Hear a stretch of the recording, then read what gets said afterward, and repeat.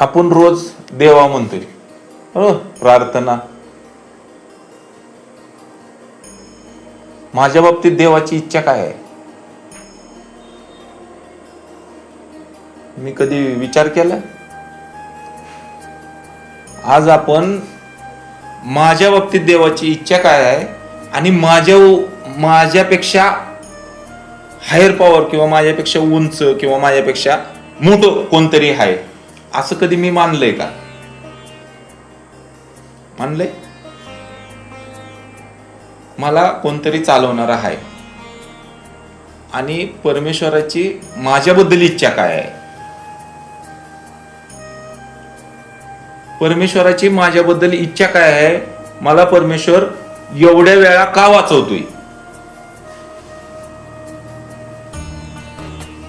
माझे ऍक्सिडेंट झाले, मी दारू पिऊन कित्येक वेळा गाडी धडकवली, मी दारू पिऊन कितीतरी माझ्याकडनं भांडणं झाली, कितीतरी वेळा मला पोलीस स्टेशनला जायला लागलं, गाडी धडकून मी मारता मारता वाचलो. म्हणजे कित्येक तरी वेळा त्या कोण जी असेल मला चालवणारा परमेश्वर त्याने मला हातच दिला. बरोबर आहे? दिलाय का नाही? मग माझ्याबद्दल त्या परमेश्वराची इच्छा काय आहे मी कधी ती जाणून घेतली? मला प्रत्येक वेळी परमेश्वर मदत करतोय. मग ती कुणी असेल, आपल्याकडे काय नाव एकाच नाही, ती कुणी असेल, मला जी आवडतो ती परमेश्वर. मी ज्याचा ऐकतो, जो मला चांगलं सांगतो तो माझा परमेश्वर. मला काही लोकांनी चांगलं सांगितलं, ह्या लोकांचं मी ऐकत होतो, ते लोक मला चांगलं सांगत होते, दारू थांबवण्यासाठी मला ती मदत करत होते. तीच माझी उच्च शक्ती. माझ्यापेक्षा कोणतरी श्रेष्ठ आहे असं कधी मी मानलंय का? नाही मानत मी. पण माझ्यापेक्षा कोणतरी श्रेष्ठ आहे, मला कोणीतरी चांगलं सांगतंय, चांगलं शिकवतंय आणि तिथे गेल्यावर मला चांगलं काहीतरी मिळतंय. त्याच्यामुळं माझी मानसिकता बदलती, मी मानसिक निरोगी राहू शकतो. मला माझी मानसिकता बदलायची आहे. काय बदलायचं आहे मला? तर माझी मानसिकता. मला दारू थांबवायसाठी पहिलं काय करावं लागतं तर मला मान्य करावं लागतं, त्यानंतर मला माझ्यापेक्षा श्रेष्ठ कोणतरी आहे, हायर पॉवर, माझ्यापेक्षा उंच कोणतरी आहे, माझ्यापेक्षा मला कोणतरी चालवणारा आहे, ह्या गोष्टी मला मान्यच कराव्या लागते. त्या तरच माझ्यात मानसिक सुधारणा होणार आहे. मानसिक, शारीरिक तर होत राहील. दारू थांबली माझी पहिल्या पायरीत की माझी शारीरिक सुधारणा होणार आहे. दारू थांबल्यावर माझं शरीर हळूहळू सुधरत जाणार आहे, जेवण जाणार आहे, पण माझ्या मानसिकतेत बदल मला करायचा आहे. मी रोज सकाळी आपण एकदा प्रार्थना म्हणतो, जेवताना प्रार्थना म्हणतो, आपण देवा देवा म्हणतो. का? तर मला कोणतरी चालवणारा आहे आणि ती चालवणारा मला वेळोवेळी मदत करत होता. मला तर करत होता बाबा. मला इकडं आल्यावर कळलं की एवढ्या ऍक्सिडेंट मधनं संतोषराव तुम्ही वाचलाय ना, तर तुम्ही गाडी चालवत होता त्यावेळेस तुमच्या मागच्या सीटवर कोणीतरी परमेश्वर होता. त्यानं तुम्हाला ट्रकच्या चाकाखाली जाता जाता बाजूला काढलं. चाक शेजारनं गेलं आणि मी बाजूला होतो. त्यावेळेस मला हळूच बाजूला करणारा परमेश्वर होता. एवढ्या ऍक्सिडेंट मधनं मी जी वाचलो त्या परमेश्वरानंच मला वाचवलं. माणसाने वाचवलं का? नाही. माझी दारूच्या नशेत माझ्या हातात स्टेरिंग होती, पण मी ज्यावेळेस डोळ्यावर माझ्या झाक आली त्यावेळेस मी धडकलो. धडकताना माझी स्टेरिंगला साईडला घेणारा तो परमेश्वर होता. गाडी जाऊन समोर ठोकत होती, पण थोडा कट जी देत होता ना परमेश्वर, ती थोडा कट देणाराच परमेश्वर होता आणि मला सरळ करत होता. मग ते थोडं लागत होतं पण जीव नव्हता जात. ह्याची जाणीव कधी होती तर मला दारू थांबल्यावर. मला वाचवणारा परमेश्वर होता. मला एवढ्या वेळा डॉक्टरनं सांगितलं तुझा लिव्हर खराब झालाय, हे झालंय ते झालंय, तरी पण मला परमेश्वरानं वाचवलंच की राव. माझ्या बरोबर दारू पिलेली, माझ्या नंतर दारू चालू झालेली ती लोक माझ्या आधी गेली, पण मी आज जिवंत आहे. म्हणजे माझ्यासाठी काहीतरी परमेश्वराची वेगळी इच्छा आहे ना, वेगळंच आहे की माझ्यासाठी. मला हिथं आणून बसवलंय, काहीतरी परमेश्वराची योजना आहे ना माझ्यासाठी. मी त्या योजनेकडे लक्ष देत नाही, मी त्या परमेश्वराच्या आवाजाकडे लक्ष देत नाही, म्हणून माझ्या हातात वारंवार दारू येते. मी कुणाचंच ऐकत नाही. जी गोष्ट मला ऐकायला पाहिजे ती गोष्ट मी ऐकत नाही, आणि ऐकत नसल्यामुळं माझ्या हातात परत दारू येते. मला चुकीचं काय आणि बरोबर काय हे माहित असतंय, मला माहित असतं, आणि मला इंस्ट्रक्शन देणारा, मला सजेशन करणारा, मला माहिती देणारा माझ्या बरोबर मित्र असतो, वडील असतात, आई असते, बाप असतो, भाऊ असतो, बरेच जण असतात, पण मी त्यांचं ऐकत नाही. ते सांगतात बरोबर हे आहे बाबा, तू इकडं नको जाऊ, तरी मी काय करतो, चुकीचाच रस्ता निवडतो आणि माझा घात होतो. ती माझा परमेश्वराचा आवाज आहे. मला जे आवाज मिळतोय ना, जाऊ नको म्हणतात, ती परमेश्वराचा आवाज आहे. तरी पण मी त्यांना डावलतो आणि मी माझ्या मार्गाने जातो आणि मी खड्ड्यात पडतो. मग खड्ड्यात पडल्यावर मला लक्षात येतं, अरे शशिकांत म्हणत होता की नको जाऊ, संतोष भाऊ नको जाऊ तिकडं, मी का गेलो? कधी? चूक झाल्यावर, नुकसान झाल्यावर, धोका झाल्यावर. मला जिकडे जायचं नाही तिकडे मी जातो. मला ज्या मित्रांमध्ये जायचं नाही त्या मित्रात घरचे सांगतात. तर शाळेत तर सहजासहजी मॅडम, टीचर, कोण शिक्षक सांगायचे, चांगल्या मुलांमध्ये पहिल्या नंबरचे मुलगा येतो त्याच्याबरोबर बसलं, त्याच्याबरोबर फिरलं तर तुझाही पहिला, दुसरा, तिसरा, चौथा, पाचवा तरी येईल. पण मला नाही ना सवय. मी जी भांडणं करतात, शाळा बुडवतात, जी शाळा चुकवतात, त्यांच्याबरोबर माझी दोस्ती. माझी बंडखोर वृत्ती कवापासून नाही तर माझ्या लहानपणापासून. मला जर व्यवस्थित बघायचं असेल तर मला लहानपणापर्यंत जावं लागेल, मला पाठीमागं जावं लागेल आणि माझीच इन्व्हेंटरी मला घ्यावी लागेल. माझ्या गुणदोषांची यादी मला करावी लागेल, माझे गुण काय आहेत आणि दोष काय आहेत, तर मला कळेल की मी बरोबर कुठं होतो आणि चुकीचा कुठं होतो. माझ्या आयुष्याचा आलेख मलाच काढावा लागेल, आणि जर मी नाही काढला तर मी परत गाळातच जाणार आहे. का गाळात जाणार? तर मी ऐकत नाही, मला ऐकायची सवयच नाही. मला काय वाटतं, माझ्यासारखा हुशार कुणीच नाही. खरं आहे, तू हुशार आहे पण शहाणा नाही.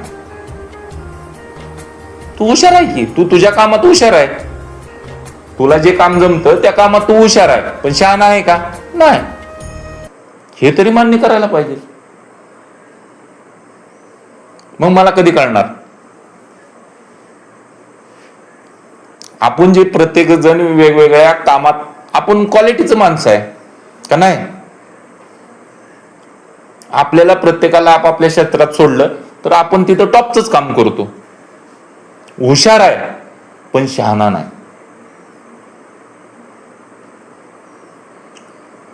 मग मला हे शहाणपण कुठनं येईल? तर मला ही उच्च शक्ती, माझ्यापेक्षा कोणतरी हायर पॉवर आहे.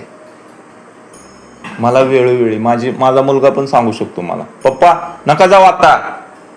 मी त्याचं ऐकलं ना तर माझा धोका टळतो. ते माझ्यासाठी परमेश्वराचा आवाज असेल. आणि मी त्याचं नाही, आलोच बाळा म्हणून गेलो आणि धडकन गाडी धडकली, पडलो, पाय मोडला, विषय संपला. चूक झाली. मी परमेश्वराच्या आवाजाकडे दुर्लक्ष केलं म्हणून माझा पाय मोडला. मला सवय काय आहे माहितीये का? माझी आई जर म्हणली ना, कुठं चालला एवढ्या रात्री, हटकलं का तू? जाऊ दे ना, चांगल्या कामाला चाललो. तू चांगलं काम, दारू प्यायला चालला होता, चांगल्या कामाला चालला होता. मी दारू प्यायला सकाळी निघालो होतो आणि माझ्या बायकोनं निलेश भाऊ मला हटकलं, कुठं चाललाय? मी म्हणलं तू, आता माझ्या तोंडात शिवी येते, मी घाण शिवी दिली आणि जाऊन दारू पिली. जिथं मी 1 क्वार्टर प्यायचो 2 क्वार्टर पिले. माघारी आलो तर घरी बायकोच नव्हती. किती नुकसान झालं. बायकोनं फक्त विचारलं होतं कुठं चाललाय. मी बायकोला रिएक्ट काय केलं, शिवी दिली, बायको निघून गेली. बायकोला हुडकण्याच्या नादात माझा डोळा गेला, डोळ्यावर गाडीवरनं पडलो. एक पोलीस कंप्लेंट झाली, दवाखान्यात पोलीस. नुकसान कोणाचं झालं? मला सवयच ऐकायची नाही. मी माझं खरं करतो, पण खरं तुझं 1% असलं किंवा 100% तुझं खरं असलं तर त्यातलं 1% तरी ती सांगतोय त्याचा असेल. त्याने त्यात काहीतरी अनुभव घेतला असेल, त्याला काहीतरी त्याचा त्रास होत असेल. मी करतोय विचार. मी ना आईचा करतोय, बापाचा करतोय, बायकोचा करतोय, बहिणीचा करतोय, मुलांचा करतोय, कोणाचा करतोय विचार? मी फक्त दारूचा करतोय विचार. परमेश्वर तर लय लांबची गोष्ट, लय लांब आहे. मला त्याच्यापर्यंत पण पोचायचं आहे एक दिवसाच्या हिशोबाने. माझी शारीरिक परिस्थिती, मी मान्यता हातबलता मान्य केली की माझी शारीरिक परिस्थिती सुधरेल, पण मला मानसिक निरोगी पण हित येईल. आणि ही आणायचं असेल तर मला कोणतरी माझ्यापेक्षा उच्च शक्ती आहे ही मानावं लागेल. तर नाही मानलं तर मग माझ्यासारखं ऍक्सिडेंट होत राहणार, कुठंतरी पडत राहणार, कुठंतरी काहीतरी होत राहणार आणि परत परत परत परत दारू पित राहणार. ऐकणं आपल्याकडे गुणधर्मच नाही ना. ऐकायचं काय? लहान भाऊ सांगतोय काय त्याचं ऐकू? तो काय लय शान आहे काय? लय दिवे लावलेत का? जुगारात रात्रभर जुगार खेळत होत, त्याचं काय ऐकू? अरे पण तो आज खेळत नाही, आज त्याला 30,000 रुपये पगार आहे, आज त्याच्याकडे गाडी आहे, आज त्याच्याकडे बायको आहे, सगळं आहे आज त्याच्याकडं. त्यानं थांबवलं तिथं, म्हणून ते तुला सांगतोय नको करू, जाऊ नको, थांब, ऐक. मला ऐकायचं नाही ना. मला माझा मित्र सांगतोय नको संतोषराव, नको करू. मी परवा इलेक्शनला गेलो होतो, पेनारे 2 भेटले आणि न पेनारे 4 भेटले. मध्ये आमदारकीच्या इलेक्शनला गेलो होतो. त्यातला न पेनारा माझा एक माळकरी मित्र मला म्हटला की नाना कधी आलाय तू? म्हणलं आताच सकाळी आलो. म्हणलं चल मतदान कर पहिला. त्याने मला पुढे उभा केलं आणि मतदान केलं. मी म्हणलं चल बाहेर. आता बाहेर आणलं, म्हणलं चल तुला स्टँडवर सोडतो अकलूजच्या. म्हणलं अरे थांब, मित्र आहे. अरे चल रे म्हणला. कसले मित्र तुझे? इथं खिशातले सगळे पैसे संपवणार आहे का तू? मी म्हणलं खरं आहे तुझं. 2 मिनिटं बोलतो तरी बोल म्हणला लांबन. त्यांच्यापाशी काय आहे म्हणला? घरादाराचं जर नुकसान ती करत असली तर त्यांच्यापाशी हाय काय तुझं? चल म्हणला. ऐकलं मी त्याचं. एसटी स्टँडवर आलो, एसटीला बसलो आणि पुण्याला आलो. माझे पैसे वाचले, माझं पुढचं दारू पिणं वाचलं आणि जी काय माझं नुकसान होणार होतं ना 4-8 दिवस, महिनाभर, सगळं वाचलं. ती मला परमेश्वराचा आवाज होता. ती मित्र भेटलेला माझ्यासाठी परमेश्वर होता, कारण माझा संसार त्या आवाजानं वाचवला होता. मला पुढचं सगळं माहित असते काय होणार आहे. आता ही समोर भेटलाय शशिकांत भेटल्यावर मी कुठल्या बारला जाऊन बसणार आहे, कुठं पिणार आहे, परत काय होणार आहे, परत कुठनं पैसे मागवणार आहे, सगळं गणित माझ्याकडे तयार असतं. मला पुढचं सगळं दिसतं, तरी पण मी म्हणतो ना थोडी एन्जॉय. आणि तीच एन्जॉय मला घातक ठरतो, माझ्या जीवावर उठतो. तरी पण मी त्या परमेश्वराला म्हणतो तू थांब जरा, मी आहे. तू काय आहे? तुझ्या जीवावर आलं की देवा. जोपर्यंत जीवावर येत नाही तोपर्यंत तुला देव आठवत नाही, तोपर्यंत तुला आई आठवत नाही, तुला बायको आठवत नाही, कुणीच आठवत नाही. ज्या वेळेस तुझ्या पार नरडेला येईल ना त्यावेळेस आठवतो संतोष तुला काही गोष्ट. मला प्रत्येक गोष्ट आठवती. विधानसभेच्या इलेक्शनला मी त्या मित्राचं ऐकलं आणि लोकसभेच्या इलेक्शनला ऐकलं नव्हतं. ही 2 इलेक्शन आताच झालेत, वर्षच झालंय ना दोन्हीला पण. त्यानं मला लोकसभेच्या पण इलेक्शनला भेटला होता. मला म्हणलं SP निघ, गाडीवर आला. म्हणलं हे पांड्या थांब जरा, बघू आपण, आता चालू जरा भेटी गाठी घेऊ दे. सुरुवातीला मी क्वार्टर पिली, इंग्लिश पिली, सगळी भारी दारू पिली. कारण जाताना इकडून पैसे होते खिशात, तिकडून तिथे गेल्यावर काही मिळाले होते.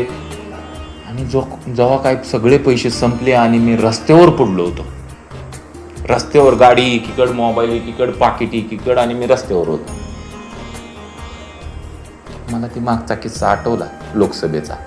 विधानसभेला मी ती का चूक करेन, मला करायचीच नव्हती, म्हणून मी त्याचं ऐकलं. कारण मला धोका माहित होता आणि मला प्रत्येक गोष्ट कळती, जाणवती, माझं मन सांगतं मला की नको, पण मला ती दारू आहे ना थांबू देत नाही.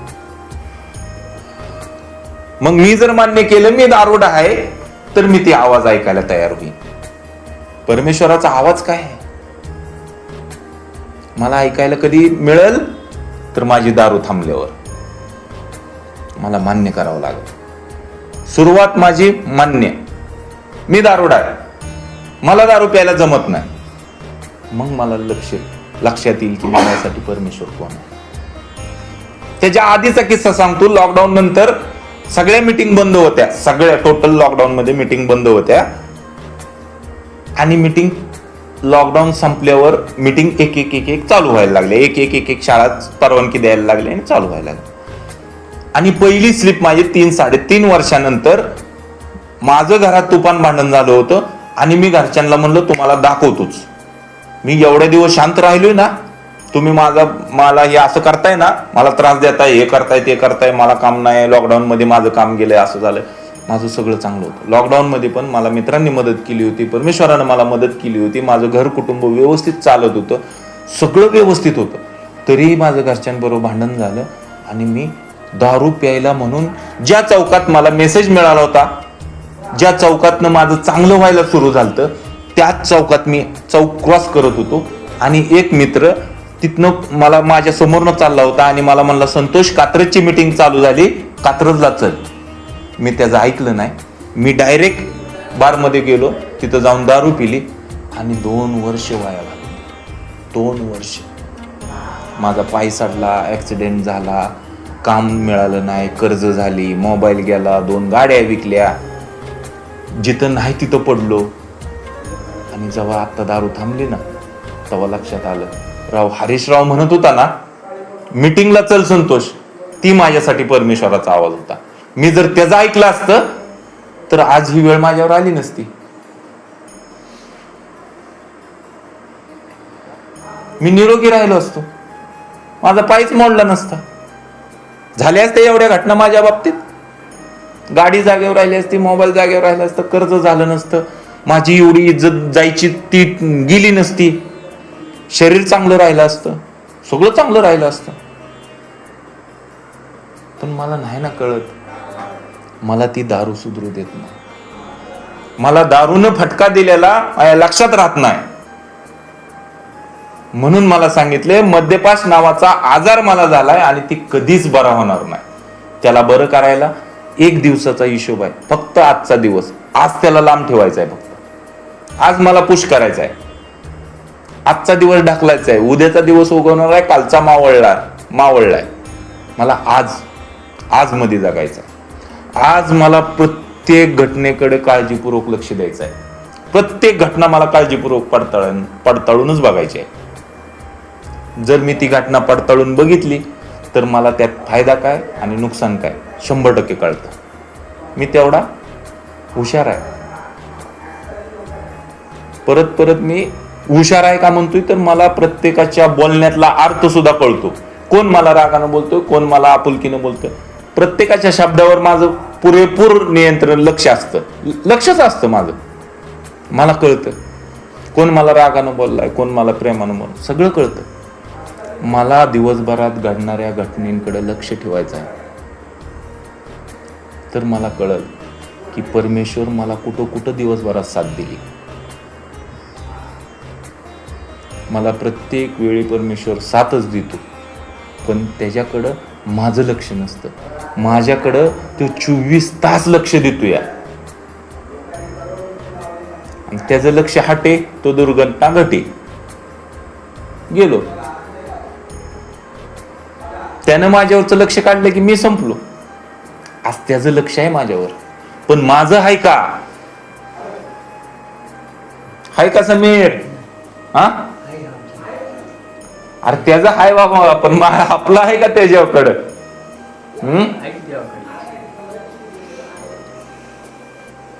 आपल्याला प्रत्येक घटना चापचायच्या आहे, त्या चाळायच्या आहे. त्या मला प्रत्येक दिवसभरात जी घडते ना घटना, त्याकडे लक्ष द्यायचं आहे.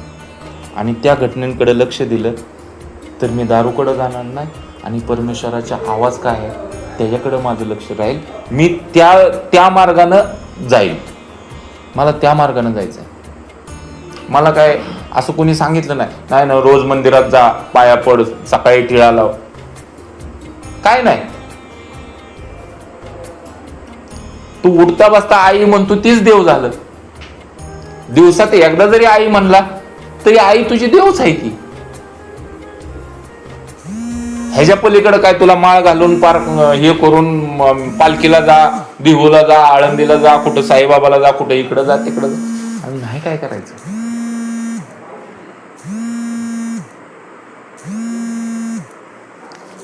मी काय म्हणायचो, मला कोण काम देईल का? तर परमेश्वरानं मला प्रत्येक वेळी चांगलंच काम दिलं. का? तर मी दारूपासून लांब होतो. मी चुकीचं काम ज्या वेळेस करत होतो त्यावेळेस मला कोणी काम देत नव्हतं, कारण मी दारू पित होतो, मी चुकीचा वागत होतो, माझ्या हातनं चुकीच्या घटना घडत होत्या. जर मी दारू पित असताना मला चांगलं काम दिलं असतं तर तिथं काहीतरी अजून चुकीचं घडलं असतं, मग ते मला निस्तारता आलं नसतं. ती सुद्धा परमेश्वराचीच कृपा होती माझ्यावर. माझी दारू थांबल्यावर मला चांगलं काम दिलं परमेश्वरानं. का तसं करत होता परमेश्वर? कारण माझं पुढचं धोकं टाळत होता.